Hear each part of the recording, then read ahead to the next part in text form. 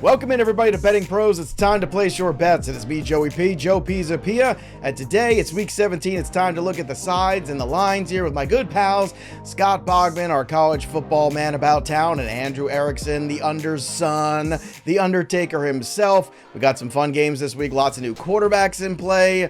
Again, stop me if you heard that one before, but certainly going to be no shortage of fun this weekend. And this is the time of the year where things start to go a little cockeyed, a little weird in the NFL. It's about to get strange, Bogman. Plus, Russell Wilson on his way out. Could he be headed to your Pittsburgh Steelers? I think he might just be landing there. How does that make you feel? A little queasy, but better than what we had this year. So I would take Russell. Fair enough. What not about many, you? not many people would consider that. No. And it does make me queasy, but he is better than anything in Pittsburgh right now. We'll get you some Pepto-Bismol. And in the meantime, Erickson, I can't find another landing spot that makes sense for Russell Wilson if the Broncos have moved on from him, which seems like that's where it's going to be.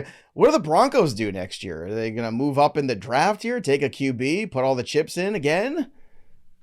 I think that the Broncos are probably more likely going to take someone that falls a little bit in the draft. And I think Sean Payton is one of these coaches that give me the tools and I'll get more out of the quarterback position. I mean, that's why they're looking at Jarrett Stidham the last two games of the season, because they signed him as like a high priority backup quarterback. And I wouldn't be surprised if we see Jarrett Stidham play better than Russell Wilson has all year, where we see Jarrett Stidham operate the offense that Sean Payton has wanted to run the entire season that he's been unable to do because of the drawbacks in Russell Wilson's game, where Russell Wilson just can't do certain things in certain offenses. He's so scheme dependent, and it just really hasn't worked out with Sean Payton, even though Russell Wilson has thrown, a bunch of touchdowns. Like, that's really it. Like, the touchdown regression with him throwing touchdowns to Courtland Sutton basically every single week. Besides that, this offense has really been mostly dysfunctional. Well, my money is certainly on him landing in Pittsburgh. So whenever that becomes available to wager, if it does, that's where I'm putting my cash. But we're going to tell you where to put your cash for Week 17. Don't forget, make sure you like the video, subscribe to the Betting Pros YouTube channel, drop the comments below, because you just might win yourself a 1-year free premium upgrade to Betting Pros. We just gave one away yesterday. We're giving away more coming soon, so make sure you're in on the good times here over at Betting Pros. Make sure that you ring that bell for notifications too, so you know if you are the big winner of the 1-year free premium upgrade. And don't forget, it's not just the NFL this time of year. We've got the NBA show going too. Fast break bets every Wednesday, every Friday, 11 a.m. Eastern, with our good pal Matt Modi breaking down the NBA slate right here live on the Betting Pros channel. Gentlemen, let's get to the action here. Let's start with you, Scott Bogman. This is one of my favorite sides to be on the game. I'm going to tease this bad boy up even higher than you, but I want to hear your thoughts on Rams-Giants. Yeah, I got the Rams minus the 5.5, and I know they're on the road, but I'm wondering, what am I missing here? Maybe Tyrod makes the Giants better on offense overall, but the Rams are clicking on offense. The Giants are 26 in PFF overall defensive ranking.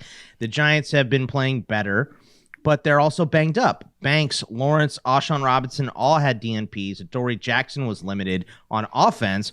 Barkley, Bredesen, Pugh, Michael Schmitz, Waller, Wandale were limited on the offensive side. The Rams have won 5 of the last 6 games, and they have the second best record against the spread this season at 9-5-1. The Giants are below 500 at 6-8-1. I don't see where the Giants are going to score the points to be within this point range against the Giants or against the Rams. So I know the Rams defense has been bad. It's not great, but this is a pathetic Giants offense right now. Maybe it's a little better with Tyrod than it has been with your cousin, but Hey. I'm not very 100%. upset. Everybody's been selling off their tickets. It's a whole thing. They're very upset. I don't think I like it. No I don't like catering it. in the parking lot ahead of time. No cutlets being made. It's very upsetting. Is that why here. you're taking the Rams, Joe, That's why I'm taking the laying Rams. more points? It's just it's not. Now it's not even business. It's personal. That's what happened here, Boggs. No, honestly, I'm with you. I don't know what I'm missing here. I like teasing this all the way up to the 9.5, and you get almost plus 2-1 over on FanDuel if you do that, because I think they are going to win this by double digits. 9.5 is right where I want to be. I think 10 points, perfect. That's exactly the good spot for me to be in with this Rams team, because I think, like you said, the offense is clicking right now. Stafford looks great. I think the Rams are a very dangerous team in the playoffs. Like, that's a team if you're in the NFC and you're going to have to play the Rams in that first round. I think you're a little, just cautious, because that's a team that can show up and really kick the crap out of you potentially. All right, Erickson, Give me one of your favorite bets for Week 17. What are you in on? Some Saturday night over action. What? Dallas Cowboys, Detroit Lions, over 53. I'm chasing the steam. Don't care. Because I just think this game is going to go absolutely nuclear in terms of points scored. Looking at Dallas, the last 3 weeks, all unders. Yeah, that's not going to last because they're playing back at home against another high-powered offense. So the last 2 weeks they've been on the road, back-to-back road losses. We look at the Lions and what they've done on offense in terms of their team overall. 6 of the Lions' last 7 games have gone over the total projected lines because their defense is absolutely horrible. Like bottom in red zone defense, bottom in passing yards allowed per game. When you look at the 2 defenses the Cowboys have played over the last 2 weeks when we haven't seen their offense click, they've been better in terms of allowing fewer explosive plays on defense. The Detroit Lions are the 4th worst defense in terms of allowing explosive plays on the defensive side of the ball. So in a dome, I know sometimes these games are major letdown spots. I don't think this is going to be a letdown spot. On Saturday night, everybody's watching the Dallas Cowboys play. Detroit Lions, again, coming off a big win, winning, being crowned the NFC North champions. I think this game is going to go over. I think we're going to see points galore from both spots. 10 of the Cowboys' last 12 home games gone over, and they've averaged 55 points scored in Dallas this season. So I think it's going to go over, even at 53 points. Bogman, who is that? Is that Andrew Erickson coming in hot with an over on the very first pick here? This is like when Ebenezer Scrooge wakes up the next morning after being visited by the 3 ghosts, and all of a sudden he's completely changed and he's an optimist. I love it. Look, every time I see a mall Santa, I see the Ghost of Christmas Future, right? So sometimes you just see him, okay? And I think Erickson has been visited. I like the over in this game too, and it's really because of exactly what he said. I do not trust the Lions defense at all. Mm-hmm. They've been giving up chunk yards, like he said, chunk gains. Our favorite coach, Joey. So yeah, I'm with Erickson on this one, and I know he's the Undertaker. I'm sure we'll have an under at some point here. But we better. Let's go with the over in this game. All right. I'm closing out the new year in a whole different fashion. Let's go back to you, Boggs, for another pick here. It's a big number, but you like it anyway. Let's talk about Philly, Arizona. Yeah, this one is because the Eagles are just absolutely desperate for a win. And the Cardinals, they were just beaten by the Bears on the road by 11. Kyler Murray is sick. Looks like he's going to be less than 100%. Zaven Collins, our highest graded defensive player, left the last game with a foot injury. Did not practice yesterday as we were recording this. No sign of Marquise Brown. And I know Gannon really wants this one, but I just don't think at less than 100%, and a team that you've really seen just kind of, they know they're at the end of the year. They know they need this pick. I don't know that we're going to see the Cardinals' best effort in this game, and we should absolutely get the best effort from the Eagles. Now, we thought that when they lost to Seattle, and it didn't work out right, but I just think that there's too much going against the Cardinals for them to cover this, even though it's a big spread, and the desperation for the Eagles just really makes me think they're going to lay it on. So do you beat them? Points, are they going to beat them in the air or on the ground, Boggs?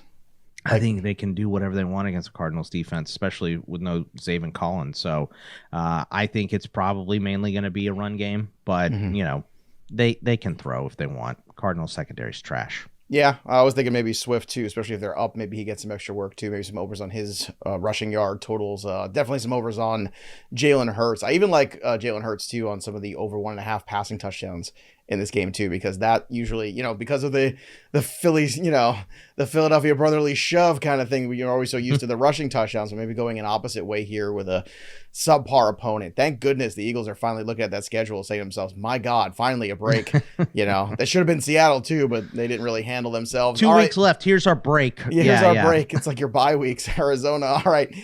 Next team here on our list, Andrew Erickson for you. This is a team that could lock up that NFC South in a big way this weekend. So let's talk about your fourth pick here as we count down to our favorite bets of Week 17. Going with the Buccaneers -2.5 at home against the fraudulent New Orleans Saints, who have covered a grand total of 4 games this season. They are 1-2 as underdogs because they've had the easiest schedule in the NFL and have still somehow underwhelmed. They're one cover as an underdog this season, guys, against the Patriots. That's who they covered against as an underdog. So they've been a team, they don't cover when they're underdogs, they don't cover when they're favorites, they don't ever cover the spread. Whereas you look at the Tampa Bay Buccaneers, tied with the Detroit Lions for the best record against the spread this season. So it's simply Saints are super overrated. Buccaneers are super underrated. 2.5 points at home for a team they've already played each other, and the Buccaneers dominated the Saints 26-9. Derek Carr didn't even finish the game. So for me, this one's easy. I'm going with the Buccaneers -2.5. Best record against the spread. If it ain't broke, don't fix it. Does Baker Mayfield get a big contract one. extension, boys? Before we get to the next thing, just out of curiosity, Eric, do you think Baker gets the offseason, hey, we're committing to you as our guy contract? I think so. I think that he'll probably get something in the, what did Geno Smith end up getting from 3 Seattle? 3 years, something? Yeah. That sounds about right. What he's doing is very similar to what Geno Smith did last year. And it's funny because it's Dave Canales, again, the offensive coordinator for the Seahawks last year. And he's the OC for the Buccaneers this year. So Dave Canales has really shown that, hey, give me a quarterback that's shown that he can do something in the NFL level, and I will put him in position to succeed. So, again, we talked about this on one of the Fantasy Pros shows this week where Mayfield, the offensive line has been a huge, huge boost for Mayfield. Like, no one thought the Buccaneers pass blocking would be this good, and it really has been. And obviously having the weapons like Mike Evans, Godwin, Rashad White showing out has really helped Baker Mayfield, and it's shown that, hey, when he has decent weapons, like, the guy was the number one pick for a reason. And he's been balling out this year. Go ahead, Boggs. I know you wanted to throw something in there. Yeah, no, I love this bet. I really do. And this is another one where I was looking at like, what am I missing here? And I feel like every time I take too many of those, they screw me. But so I went with the Rams over this game, but this is one I really considered as well. This is a very, very good bet. I'm going with both. I think we're just we know who everybody is right now, and that's just that's the tail of the NFL season at this juncture. When we get to week 17, you have a pretty good idea. I'm sure there'll be some surprises every week. There are, but I don't know. Tampa at home, they should handle their business against New Orleans, as Erickson said. Fraudulent is a good word to describe them. Let's go to the next one on the board for Scott Bogman. You are stealing a page out of Andrew Erickson's book on this one. I'm going to take an under here, guys. And look, the Chiefs were abysmal last week on offense. This is the under Cincinnati and Kansas City, 44.5. They're thin at running back. The Chiefs offense gave up the only 2 touchdowns that the Raiders scored in that game. The Bengals did not take advantage of the Steelers' injuries last week. They had a bad game plan. Browning threw 3 picks. He really looked like he's, coming back down to earth here. Kansas City is third against the pass this season. Chase is banged up too. Can we kind of look at this game and say this is an under the radar trash game between Cincinnati and Kansas City? It's the classic case of what could have been. Like, right, this game was supposed to be the highlight of the fantasy championships, and it's horrible now. Right, exactly. You have probably no Pacheco, maybe no Chase. I mean, maybe he plays. But Mahomes has been garbage. We're down to Jake Browning. The offensive line is still having problems in Cincy. The defense for Kansas City is so good right now. That's what makes me want to take this under is, their offense has not been clicking at all whatsoever, and their defense is really good. I don't know how we get to 44.5 points unless both teams find their magic after losing it. So I don't think there's going to be anything crazy happening in this game that we haven't seen recently. So I love the under in this game. I can't find an argument against your thought process. I just can't. I keep waiting every week. Waiting for the Kansas City Chiefs to figure it out, and they just can't get out of their own way. And that happens. We've seen this with great teams in the past. I remember our Patriot teams. There were years, where they came off a tough Super Bowl loss or whatever it was. The next year they go back and they just couldn't get things on the same page. You were a playoff team, but they lost to Baltimore, in the playoffs. You ever sat through 50-plus games with no 400 yards? You ever do that? That's not fun. That's not, but still, at the end of the day, I don't see, with the current construction of what we're looking at, how this doesn't go to the under either, especially since you're still getting a pretty good number. Like 44.5 is still a pretty decent number. It's not like you're asking it to go under at 40.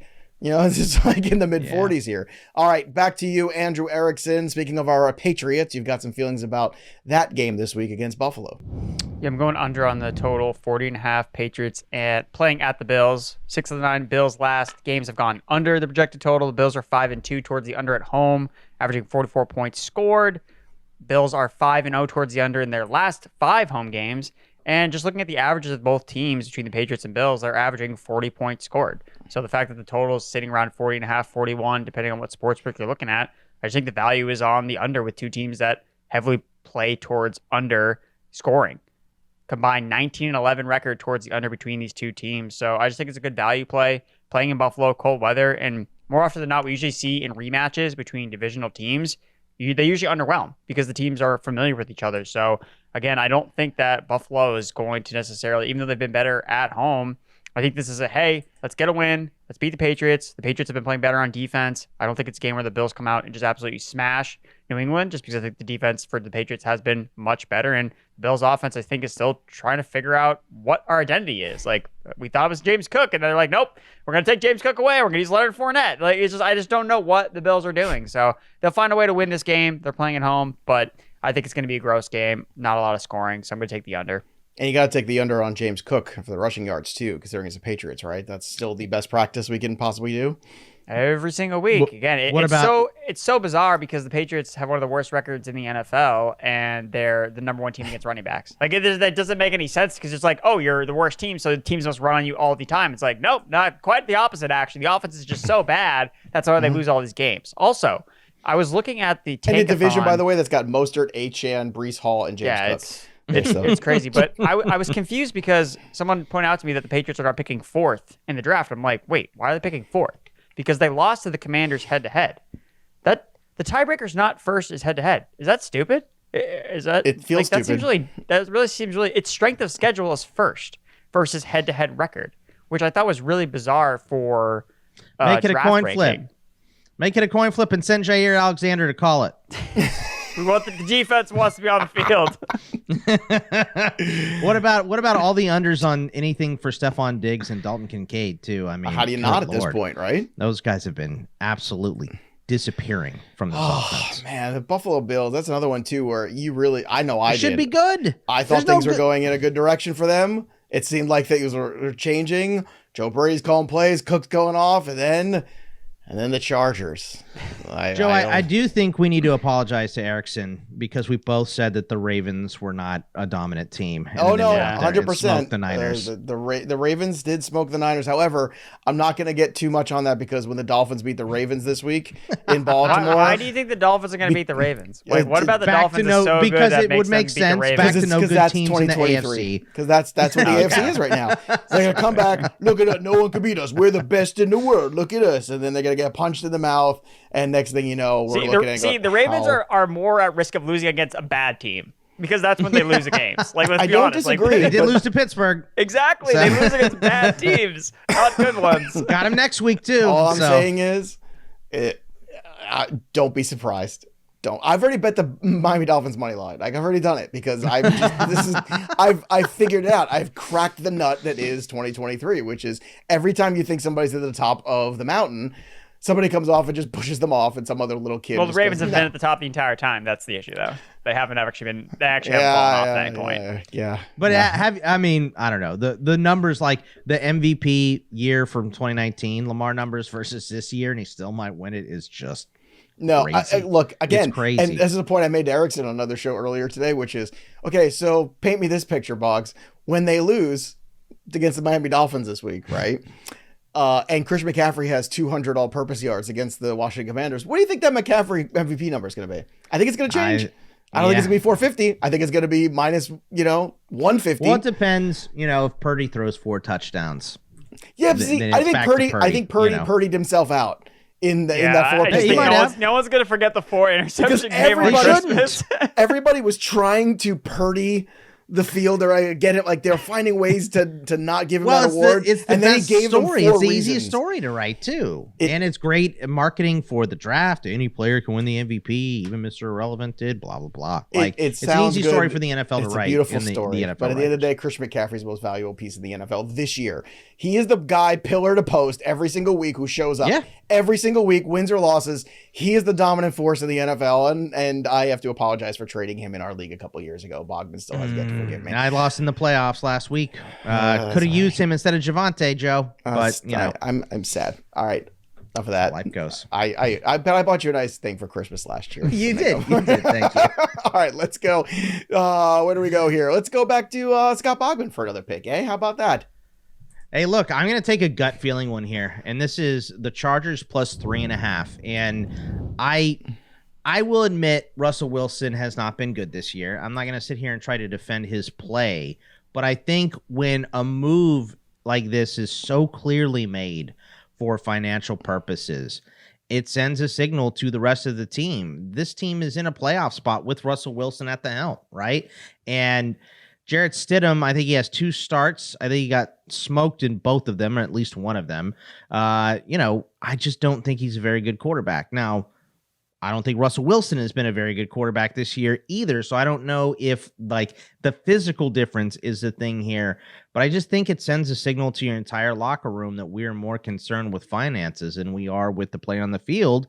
And players take that into consideration during their effort this week. So I just really don't like the move, knocking on the doorstep of the playoffs with the guy under center. Maybe Stidham comes in here and is better. I don't know the vibe in the locker room. I know Russell Wilson's not very liked by all of his teammates. I was going to say, He's a you don't weird know. dude, It could actually be a positive. Maybe he's the guy that they don't. I don't know. It could be, but I just can't imagine that that's the case when they're on the doorstep of the playoffs and they have been playing well up until this recent stretch. Mm-hmm. They're an up and down team. And now you're going to put a whole new guy under center here. It just doesn't make a lot of sense to me. It's not something we see in the NFL a ton, and I don't like it. So the Chargers got the dead cat bounce and almost beat the Bills last week after firing Staley and getting that input from the defensive players for the play calling and all that stuff. They seem to play more inspired and better. I think that team is clicking. I think they are more together than the Broncos are going to be. And I know this is an outdoor game in Denver in December. That's my only problem, Bob. I understand that. You know what? But I think you make a lot of good cases. I think being on the Chargers side is right. I don't know if the Chargers can win, but I think being on the Chargers side of this game is probably the right play. I feel like this is a divisional game. This could be a field goal. So sure. I'm gonna take the Chargers plus the points, and I just really don't like this decision by the Broncos. Fair enough. All right, back to you, Erickson, with another game that does involve another AFC West team. An AFC West team. The Raiders taking on the Indianapolis Colts. The Colts are the team that you bet on when they're the favorites. I fell victim to this twice with the Colts, where I bet them early in the week when they're favorites, and then the lines flip, and then they get crushed. And I'm like, oh my God. I'm just like, oh, the lines knew both times. Happened against the Bengals, happened last week against the Falcons. I was like, I'm so on this. They're favorites. I'm going to bet on them. It's going to be great. And then the lines flip, and I'm like, oh no, now they're going to get smoked. And it happened both times, but not this time. The Colts, as long as, at least if the current lines are correct, they are still favorites by 3.5 points against the Las Vegas Raiders, who are playing on the road. Look, Colts are 5-0, 100% against the spread as favorites straight up and against the spread this year. They've covered the spread in 5 of their last 6 games following a loss, and the favorites have won in the Colts games over their last 10 played. So I think it's pretty cut and dry about how you approach the Indianapolis Colts. When they're favorites, you bet on them to win. And I'm not so scared of, the Raiders heading on the road. The Colts can't cover a 3.5 point spread. The Colts offense can score. We've seen Gardner Minshew have really productive games. And yes, the Raiders defense, I think, has been underrated, but this Colts offense has shown under Shane Steichen that they can find mismatches on the defensive side of the ball. He can expose mismatches. So with Michael Pittman back, hopefully 100%, I think that the Colts can roll here and cover the 3.5 point spread as favorites. The Raiders are 3-6 as underdogs this season. All right, let's get to your last one, Boggs, and then Erickson's will close out today. What do you have, Boggs?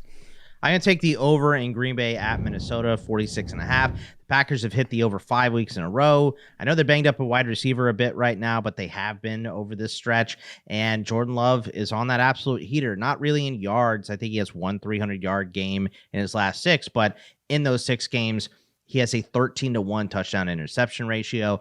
The Vikings are 5-10 playing to the over this season, but 2 of those 5 have been the last 2 weeks. We may not know who's at quarterback for the Vikings right now, but we know that the Packers defense is miserable right now. They are playing some terrible football, and they suspended their best, dumbest cornerback because he went out there for a coin flip he wasn't supposed to and nearly screwed it up last week. So I think this game hits the over. I don't really care who the quarterback for the Vikings are. We know they're going to be passing the ball downfield. You could do whatever you want against the Packers right now. So, and I think the Packers are going to score because Jordan Love has been great. So I'm going to go with the over 46.5 in this game. Boggs, who is the quarterback under center for the Vikings week 1, 2024? Kirk Cousins. I agree. Erickson, do you agree too? You think it's Cousins? I think Does he's absence healthy. make the heart grow fonder of the Vikings? I mean, you think he'll make that quick of a turnaround to be back to start week 1? That's what my That's a good concern is. question. I think that yeah. he'll probably be on the That's a team. good point. Won't I be think he'll Hawkinson. probably be on the team. Like again, the Vikings are going to get a good deal on Kirk Cousins, and it seems like he Right. wants to come back. Like he was having a really productive year. Like I don't see why He's a they very would. versatile guy too. I saw that Instagram reel going around of him. I said it to Bogman of him back in high school. Did you see I this? Where can't he's watch it, dude. singing I all can't. the It's different so embarrassing. talent show, all the musical numbers and stuff he was doing. Very, very talented. Maybe guy. he was good, just the outfit. I couldn't watch it. It was too cringy. Yeah, So. a little boy band action in there. Very I interesting. mean, he had like a bandana around his neck and stuff. Like That's he was the bad boy of the group. All right, Erickson, what do you have here for our final bet for week 17? What do you have for the people? Going with Bears and Falcons under 38 points scored at Soldier Field. 6 of the Bears' last 8 games have gone under the projected total. And over the last 4 games, it's been 3-0-1 towards the under over the last 4 weeks. So Falcons have been a team that when they play on the road, their offense is much worse than they are at home. And when you look at what they've done as underdogs, last 9 games as an underdog, all unders for the Atlanta Falcons. So I don't think their offense is going to score a lot of points outside against an underrated Chicago Bears defense. And the Falcons defense is probably the better unit of the two between their offense and defense. Like the Falcons defense has been underrated all year long. And it's unfortunate for some of those guys because all the focus is on the offense and the players like, guys, use Bijan, use Kyle Pitts. But guys like Jesse Bates like have been absolutely balling out this year for the Atlanta Falcons up and down the board. The moves that they've made on the defensive side of the ball have really paid off. And they're just not getting enough credit because of how Arthur Smith decides to not use his best players on offense. Is grabbing all the headlines. So I think that this no-named Falcons defense is underrated. So I think that this is going to be more of a defensive struggle. And I'm going to go under at 38 points. Okay, let's have some fun again. Who's under center for the Falcons week 1, 2024, Erickson? Come on, have some fun. I think it's gonna be Ryan Tannehill with someone waiting in the wings. Oh, that's the opposite of fun. That's not the answer I was hoping for. I live in a world of reality where Lamar Jackson is gonna win MVP because he plays quarterback. I say Justin Fields. I think Atlanta pushes the chips in for Fields. Oh. See, Arthur Smith hates fun though. Like that's the thing. I don't like, think Arthur Smith's gonna have a say about it. I don't think he's gonna there get either. fired? I do. I kind of do too. Not in only in the last couple of weeks since Arthur Blank was like, "We're gonna reevaluate after the season." And I was like, "Ooh, that's not a vote of confidence." So I'm hoping that's the way anyway because I want to see Bijan unleashed. I want to see Drake London unleashed. Yeah, Kyle look at all Pitts that unleashed. talent, Boggs. Yeah, look, I want to see it, but Put if Fields I'm a with those betting man- guys. Put Fields with those Joe- guys. Come on. Joe, if I'm a betting man, I'm taking exactly what Erickson said, and it's going to be Tannehill. So if Smith is still there, it is 100% going to be Tannehill. All right, that's enough of this show for today. Let's make sure we go through the rest. Just to recap, Boggs is in on the Rams at 5.5, the Eagles at -10.5, the under on KC Cincy, the Chargers +3.5, and the Green Bay Minnesota over 46.5. Erickson is in the over on the 53 of Detroit Dallas, the Tampa -2.5, New England Buffalo under 40.5. Indy -3.5, and Chicago Atlanta under 38. We want to hear from you though. Drop your comments below. What are your favorite picks for week 17? And if you drop your comment and you subscribe, you just might win a 1-year free premium upgrade. And don't forget, make sure you click on the BettingPros app. Download that bad boy right now, because if you have iOS, you get 3 free days of premium. This is a great weekend again.